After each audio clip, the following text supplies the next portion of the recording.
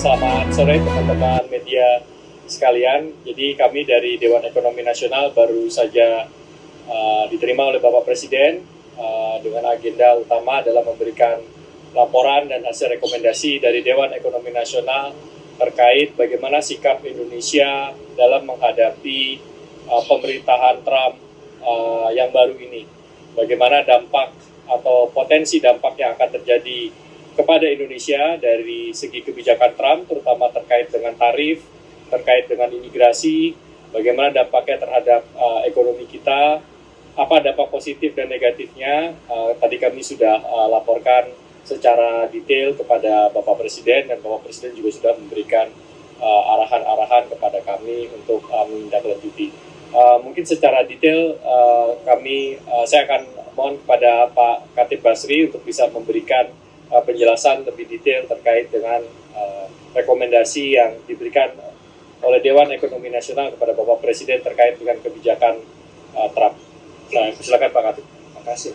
Mungkin saya memberikan background-nya dulu ya, karena ketidakpastian dari kebijakan itu masih terjadi di Amerika Serikat, mengingat bahwa belum semua pos dari menterinya itu sudah terisi.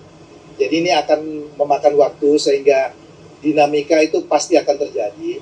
Tetapi beberapa hal yang tadi dari Dewan Ekonomi Nasional membahas bersama Bapak Presiden adalah mengenai potensi atau risiko yang harus dihadapi Indonesia.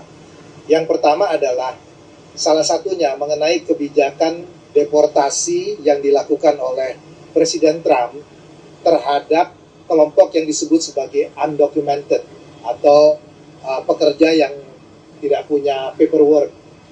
Karena banyak pekerjaan di Amerika Serikat itu untuk terutama yang unskilled itu dipegang oleh pekerja-pekerja dengan upah yang rendah, yang banyak dari mereka itu adalah undocumented workers. Jadi kalau ini kemudian dipulangkan, maka posisi ini harus digantikan oleh orang yang dengan tingkat upah yang lebih tinggi. Sehingga risikonya itu adalah inflasi di Amerika akan naik. Kalau inflasi di Amerika akan naik, maka The Fed itu mungkin tidak mudah untuk menurunkan bunga, bahkan mungkin akan meningkatkan bunga. Sehingga risiko pertama yang harus dihadapi Indonesia adalah mungkin interest rate-nya di Amerika masih akan relatif tinggi. Yang kemudian yang kedua adalah strong dollar. Ini tentu akan berpengaruh. Di dalam kondisi seperti ini, tadi kami membahas bersama Bapak Presiden dan kami rekomendasikan ruang untuk kebijakan moneter dengan fiskal itu relatif terbatas.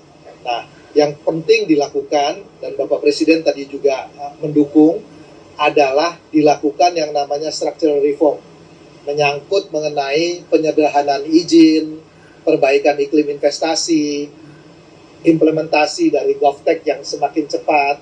Karena kalau misalnya digitalisasi dilakukan, itu proses dari bureaucratic hurdles-nya itu akan bisa diatasi. Ya, jadi langkah-langkah seperti ini yang tadi kami bahas dan Bapak Presiden mendukung sepenuhnya untuk perbaikan iklim investasi. Mungkin Pak Firman ada yang ingin ditambahkan selain itu, silakan.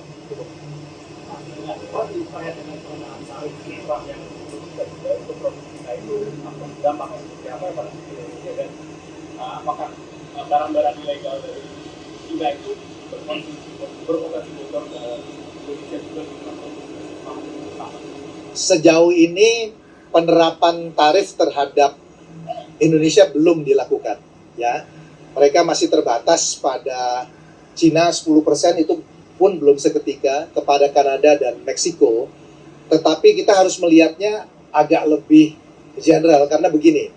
Dengan penerapan tarif 10% terhadap Cina dan juga ada trade war antara Amerika dengan Cina, itu bukan tidak mungkin basis produksi akan berpindah dari Cina ke negara-negara yang tidak dikenakan impor tarif.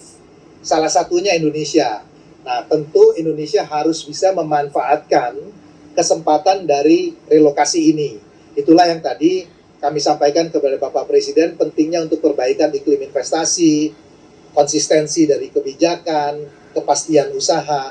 Karena kalau ini yang terjadi, maka posisi Indonesia sebetulnya bisa diuntungkan. Ya, karena ada relokasi dari basis produksi dari Cina kepada Vietnam, dan mungkin kalau Vietnam nanti terlalu penuh akan lari kepada Indonesia. Jadi ada semacam simulasi yang dilakukan dari perhitungannya itu menguntungkan Indonesia, tetapi syaratnya adalah bahwa kita harus melakukan reform. Tanpa itu kita belum bisa mendapatkan manfaatnya. Mungkin itu ya. Peluang besar untuk kita tadi kaitannya sama investasi ke PLN. Betul. Berpotensi masuk sektor mana yang apakah dari pelaku saja?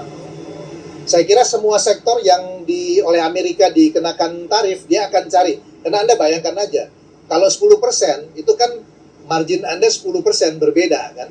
Kalau dinaikkan lebih tinggi lagi, dia akan cari basis yang paling murah.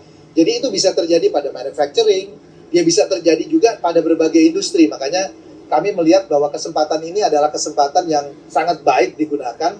Kalau ingat pada waktu meeting Dan yang lalu, kami mengusulkan mengenai GovTech digitalisasi, dan salah satu perbaikan dari investment climate itu bisa diatasi, bisa dilakukan kalau digitalisasi di antara lembaga pemerintah itu bisa berjalan sehingga prosesnya menjadi jauh lebih cepat. Pak Seto mungkin. Ini tadi nambahin sedikit ya. Dalam 1 bulan terakhir kita udah lihat ada beberapa relokasi yang dilakukan ke Indonesia. Ada satu yang kemarin saya dilaporkan melakukan groundbreaking di pabrik di Jawa Barat ya. Itu dengan ekspor 100% ke Amerika. Jadi ini sudah ada trennya kelihatan, tapi saya kira kita perlu kerja lebih keras supaya tadi makin banyak yang pindah dan relokasi ke Indonesia. Perdagangan itu mungkin maksudnya kan Presiden Trump sudah menarik diri dari Paris Agreement ya, nasib G2 dan bagaimana, dan apakah dari Indonesia juga ada wacana untuk keluar dari Paris Agreement? Kemarin saya juga pernah Ya, saya kira nanti kita perlu lihat ya, karena tadi Pak Khatib sampaikan ini masih banyak uncertainty kebijakannya ya terkait dengan hal ini ya. Jadi ini yang saya kira nanti kita perlu pelajari lebih lanjut. Tapi pada intinya transisi energi itu harus disesuaikan oleh masing-masing negara ya. Jadi tidak bisa satu formula yang diterapkan kepada seluruh negara, nggak bisa. Jadi kita juga harus punya metode transisi energi sendiri yang tadi bisa menyeimbangkan kepentingan ekonomi juga. Kita tidak mau juga terlalu mendorong agresif, nanti harga-harga jadi mahal gitu ya, atau nanti proses produksinya terganggu, industrinya terganggu. Jadi memang ini harus ditentukan skenario strateginya sendiri oleh Indonesia. uncertainty-nya sendiri gimana? Apakah ada kelanjutan? Ya kita masih tunggu. So far sih belum ada pergerakan apapun. Mas masih tentang pendanaan itu juga. Dengan dihentikannya ini, apakah sudah ada rekomendasi dari juga atau Presiden untuk mencari investor-investor lain? Ya kita belum kaji secara spesifik untuk itu. Karena tadi seperti disampaikan, itu belum seluruh posisi kementeriannya di Amerika itu diisi. Jadi kalau mau tahu secara pasti kebijakannya, Anda kan juga lihat kan di media, mau diterapkan tarif sekian, ternyata prakteknya angkanya berbeda. Jadi kita masih lihat bahwa pola ini masih akan, dinamikanya masih akan terjadi dalam beberapa bulan. Setelah itu settle, baru kita bisa tahu pasti polisi. Oke.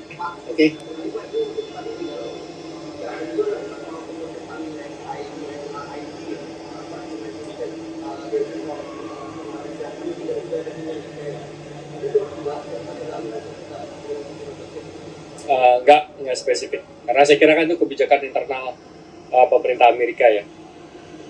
Oke.